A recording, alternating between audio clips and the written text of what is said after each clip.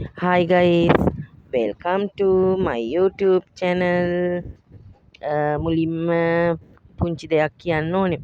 මගේ උගුර සනීප නැති හින්දා අනේ සමාවෙන්න මගේ කටහඬ අහගෙන ඉන්න බැරි වෙනවා නම්. ඉතින් මං බෙල්ලන්විල ගියා දවස් දෙකකට කලින් බෝධි පූජාවක් තියන්න අපි කට්ටියක් එක්ක. මේ බෝධි පූජාව තියන්න ගිය වෙලාවේ ගත්ත වීඩියෝ එකක්. බලමුද බෙල්ලන්විල පන්සල. ලොකු වීඩියෝ එකක් නම් කරගන්න බැරි වුණා. අපි වෙන දවසක ආයෙ බෙල්ලන්විල ගිහිල්ලා වීඩියෝ එකක් ගමු. මේ තියෙන්නේ දැනට. ලස්සනයිද බලන්නකෝ.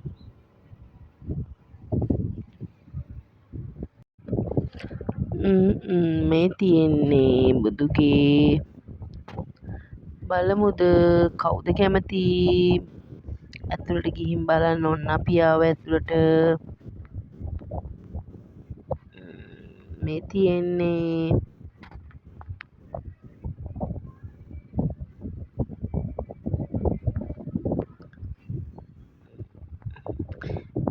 සැතපෙන බුදු පිළිම වහන්සේ නමක් තමා මෙතන ඉන්නේ.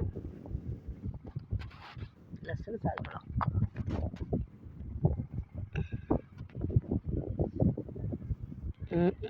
අපි මෙතනින් තව එහා පැත්තට ගියා. සබස්ක්‍රයිබ් කරාට මදි. අනිවාර්යෙන් නොටිෆිකේෂන් බටන් එක ඔබන්න ඕනේ. එතකොට තමයි මං වීඩියෝ එකක් දාපු ගමන් ඔයාලට දඩබඩාස් කාලා නොටිෆිකේෂන් එක එන්නේ. අන්න අර ගෑණි වීඩියෝ එකක් දාලා කියලා. ඉතින් අපි ගියේ අපි තනියෙන් බෝධි පූජාවක් තියනවා කියලා හිතාගෙන.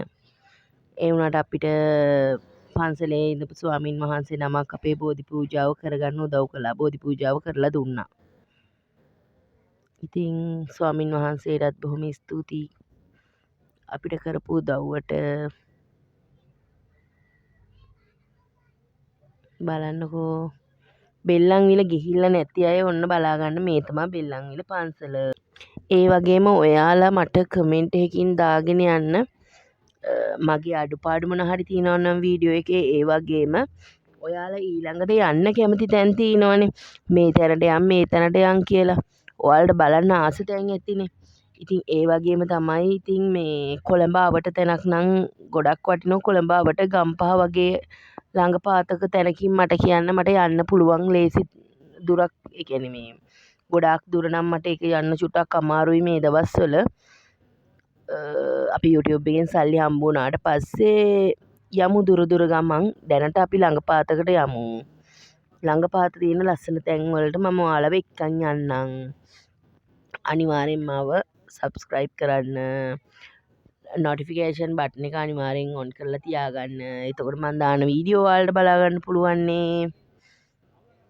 ඉතින් ඔයාලගේ ලයික් එක කමෙන්ට් එක ගොඩක් මට වටිනවා. ඔයාගේ යාළුවන්ටත් මේ වගේ දේවල් බලාගන්න හොඳයි කියලා හිතෙනවා නම් ෂෙයා කරන්න මගේ වීඩියෝ.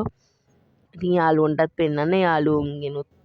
යාළුවන්ට මාව හොඳයි කියලා හිතෙනවා නම් සබ්ස්ක්‍රයිබ් කරලා නොටිෆිකේෂන් එක ඔන් කරගන්න කියන්න. ඉතින් මගේ YouTube එකේ වීඩියෝ බලන හැමෝටම බොහොම ස්තුතියි. ඒ වගේම මම ඔයාලා හැමෝටම ආදරෙයි. Thank you.